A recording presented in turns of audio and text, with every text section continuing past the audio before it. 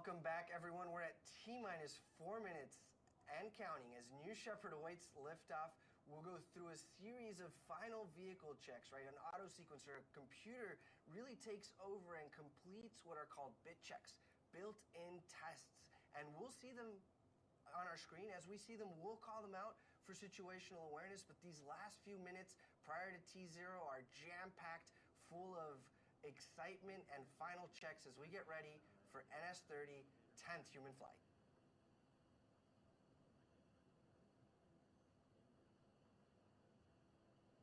And that it just takes a long time and we don't want the astronauts winded and like breathing hard in the top.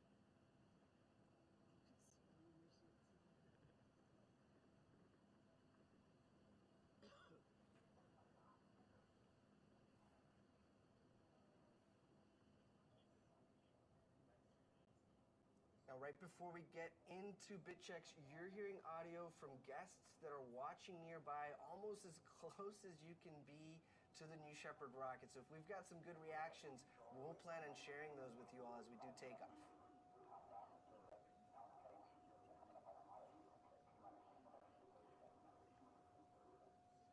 Oh, what a wonderful drone shot there approaching the launch pad. Isabella, you and I have been out there in West Texas for earlier launches. This is prime time right now. Adrenaline is high, and it's just exciting to be out there in West Texas. Looks like a beautiful day. It certainly is. My heart's going out right now to the families that are getting ready to watch their loved ones soar to the stars. You know, when I'm out there in Texas, otherwise, I typically am going to be holding the hands and holding on to those loved ones as, again, they are getting ready to see their loved ones have the journey that they will never forget. 2 minutes and counting. A great view here of all sides, really, of our launch pad, New Shepard, Tail 4, RSS, first step. It's all coming together beautifully here.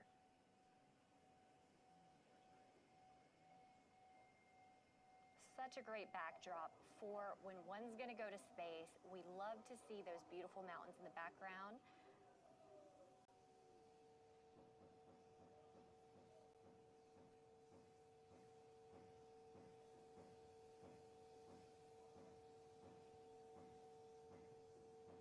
All right, less than 90 seconds to go. We're hearing hydraulic checks, pressurization system tests. Let's see what else we see. And those are the aft fins at the base of the vehicle that are moving through their full range of motion, again, completing their bit checks. These fins steer the vehicle on ascent and descent.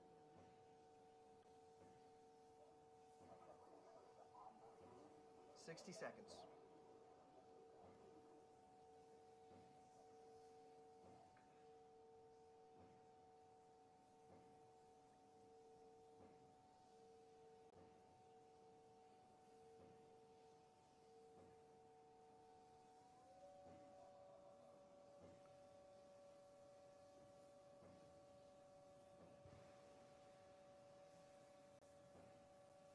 Just under 30 seconds. It's time to hand it off to mission control and launch this rocket.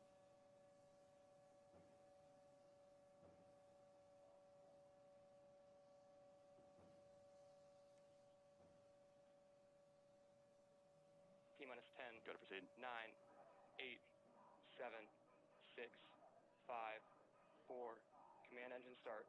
2, 1, ignition.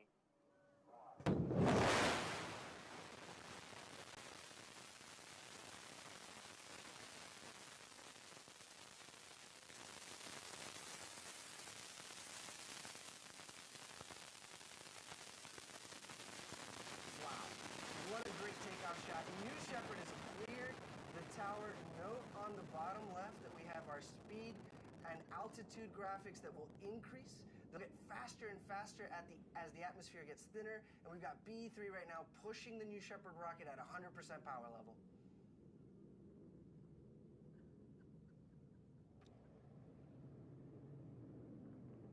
How exciting about 3G our astronauts would be experiencing as they are ascending into space.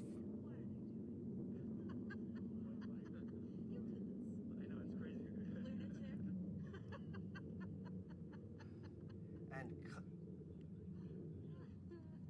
And again, team here has been able to bring us that audio from the families that are watching as close as you can get to this launch and cheering on this flight crew, a perfect 10. Godspeed, New Shepard. Godspeed, a perfect 10. It's, I mean, certainly look at that BE3 plume. It's the colorless plume of a liquid oxygen, liquid hydrogen engine. Throttling back right now for max Q. Actually, we've passed max Q, so BE3 is back to 100% power level. So from here on out, Isabella, we're going to be faster and faster as the atmosphere gets thinner and thinner. Look at her soar. We've got a beautiful contrail there that the cameras are picking up, right? So that's just the moisture condensing as New Shepard pierces through the atmosphere. Twice the speed of sound. Oh my God. We had a call there for Mach 2 from one of the observers. They must be tuned into the telemetry as well. That's twice the speed of sound, and this crew is supersonic. Joyous with laughter. Right here in about 15 seconds, we anticipate the next milestone to be main engine cutoff. Nico, let's look for that.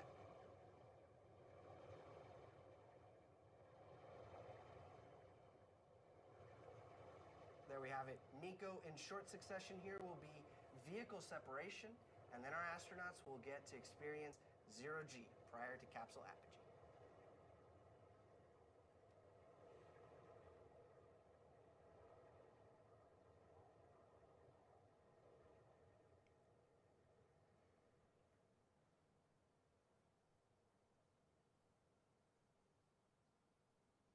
Great view there from the propulsion module, looking down to West Texas, my favorite part of this world.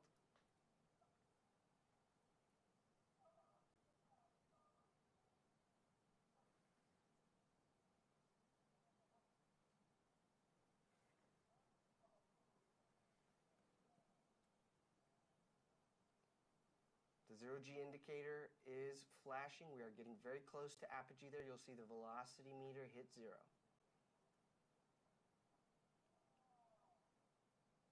I can only imagine what our astronauts are feeling right now. They have made it to what they came for today. They are in space, floating at 0G. Oh, and enjoying these views, right? From some of the largest windows to have ever flown in space.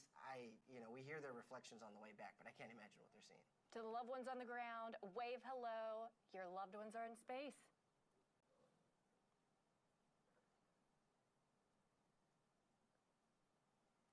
And this tracking shot there, you can see both vehicles there in the middle of your screen as they reach apogee.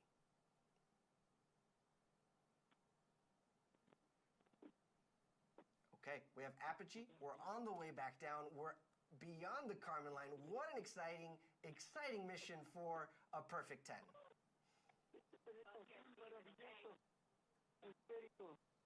La atmósfera la veo muy chiquita, muy chiquita. El cielo negro, el sol por ahí anda. Y cómo tenemos la suerte de tener esta cosa llamada planeta Tierra. Madre mía, por favor.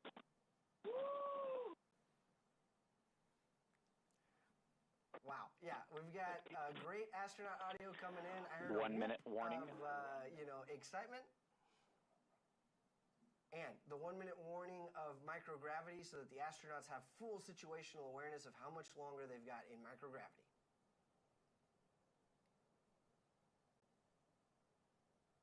Well, you can notice the telemetry on the bottom of your screen is tracking the telemetry of the booster. So it is coming in faster and faster, and the altitude is decreasing over time. Go ahead. What a great shot, though, being able to see both the booster and the capsule as they make their separate returns back to planet Earth. Yeah, no, a clear day for weather. Everything's been picture perfect so far. And now we anticipate the booster will land about 2 miles north of the launch pad on our landing pad, right? And as we start to reach that atmospheric pierce point, those aerodynamic control surfaces on the booster begin to do more and more work. And so we expect that booster first, and then our crew capsule.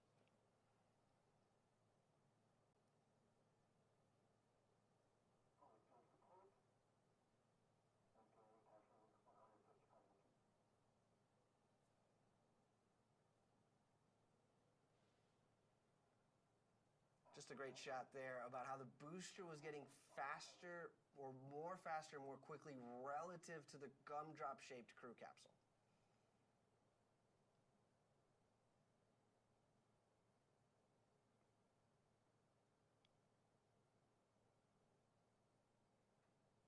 Yeah, look, it just looks like the booster is floating, right? It's perfectly positioned.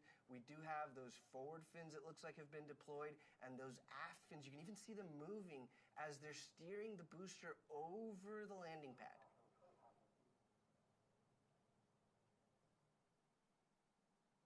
Coming up, we'll see the drag brakes deploy. Oh, there they are, wow.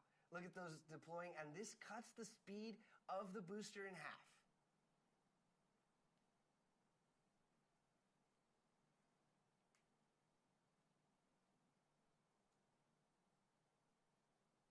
Such a clean and smooth descent on that booster. Mighty impressive, Team Blue. B3 engine relight. Here we go. Last 1,000 feet over the landing pad.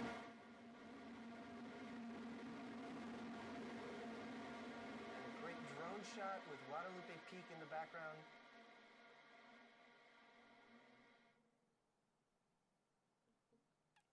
Looks like touchdown, tail 4. Wow. Welcome back to Earth, New Shepard booster. Incredible shot. Phenomenal job, Team Blue. But everyone watching at home, stay tuned, hang in there. This show is not over by a long shot. Soon here, we're going to be seeing our capsule and know that our astronauts are returning home safely to Earth. Much to stay tuned for.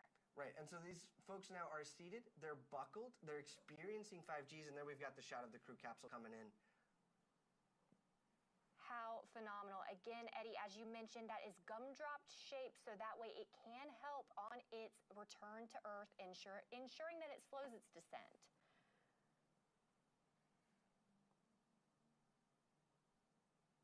Now, while the parachutes are essential to providing... Sorry to interrupt. Those are the drogues. Those drogue chutes will pull the main parachutes out here shortly. Sorry about that. Go ahead, Isabella. No, we want to see those drogues come out because shortly here, we are anticipating our wonderful parachutes. Here they are now.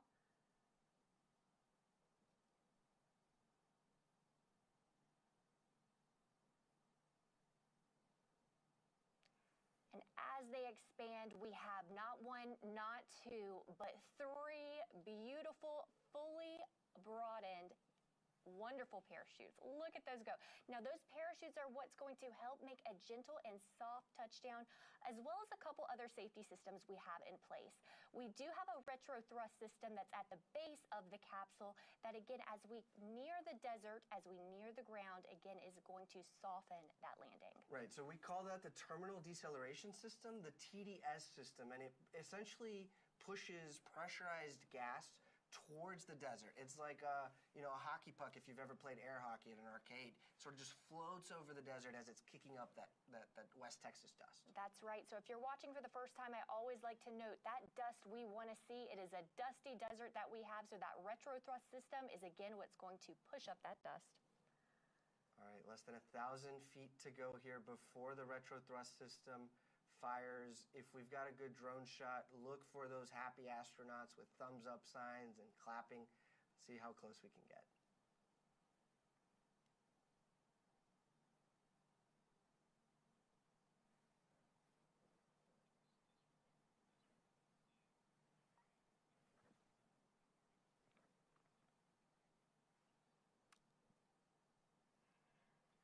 And touchdown! Welcome back, astronauts. I mean, perfect 10.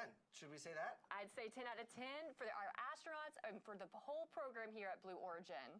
I mean, it's always incredible to see a great and easy touchdown for our New Shepard crew capsule. Now, our crew capsule recovery team is currently driving out in a convoy to meet the astronauts. They're going to safe the capsule and get ready to open the hatch. I am just thrilled for our astronauts, and I know that they certainly are, and it's setting in right now as they have just freshly returned to Earth and our newly minted astronauts. That's 5 of those, and Lane having been minted a second time. Yeah, look, you still have that West Texas dust sort of lingering there from the retro firing system. The crew capsule comes back in a passive state, and so the team knows ahead of time more than likely where in the West Texas desert the capsule will land. Actually, from the drone shot we have there, we're pretty close to the road.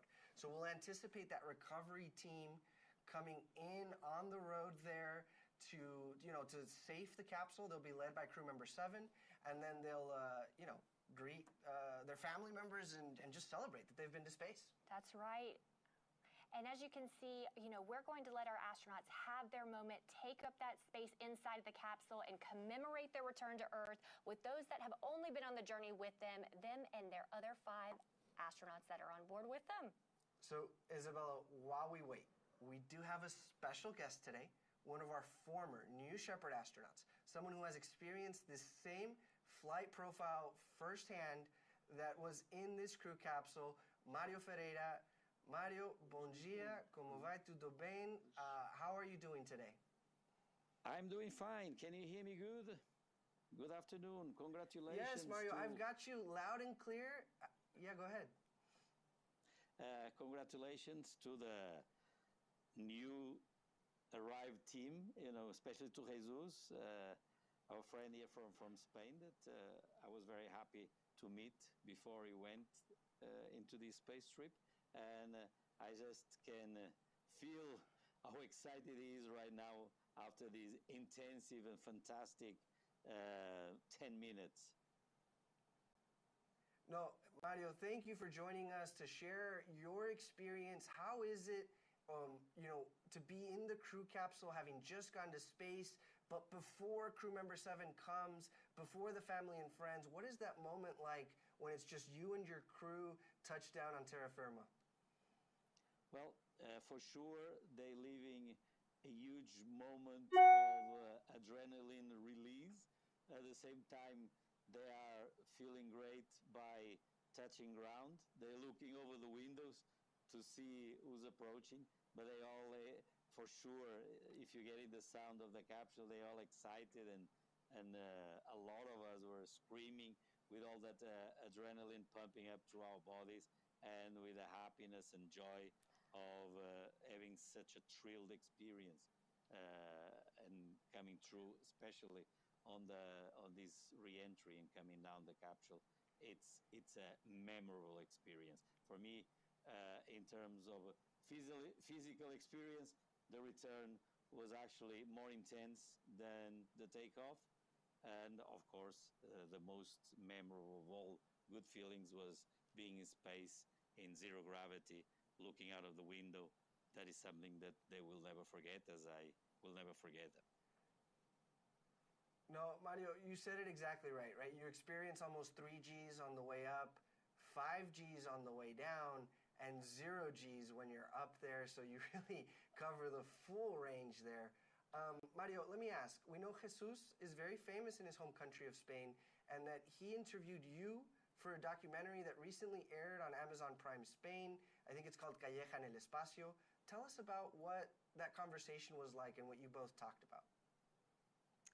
Well, he came over to Portugal, to my office, and we were in Portugal, and talked because we have some other things in common, not only being to space as he was now. He knew I went on the 22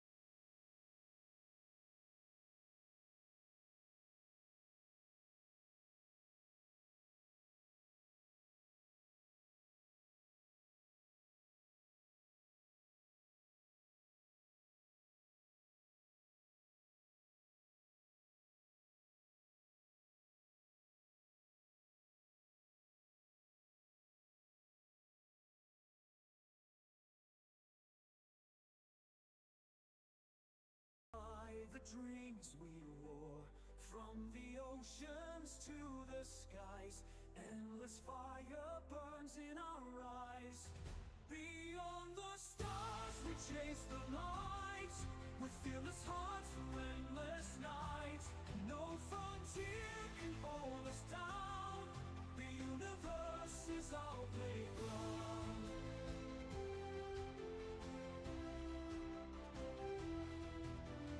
Mountains high and oceans deep, secrets in the void we keep. Every step a tale to weave, for those who dare, who still believe. Beyond the stars we chase the light, with fearless hearts through endless night. No frontier can hold us down, the universe is our playground.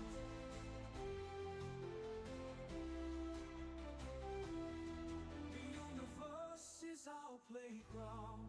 Mountains high and oceans deep, secrets in the void we keep. Every step a tale to weave, for those who dare, who still believe.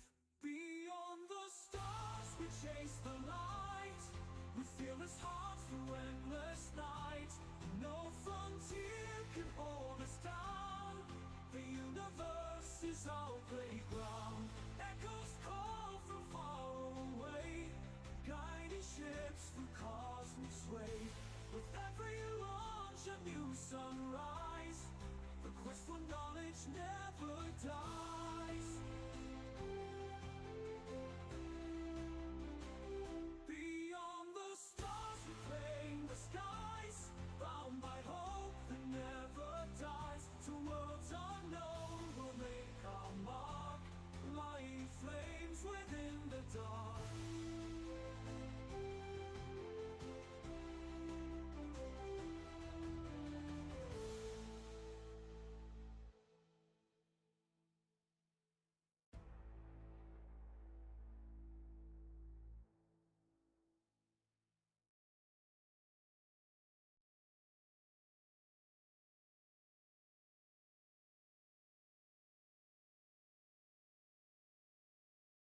Three, two, one.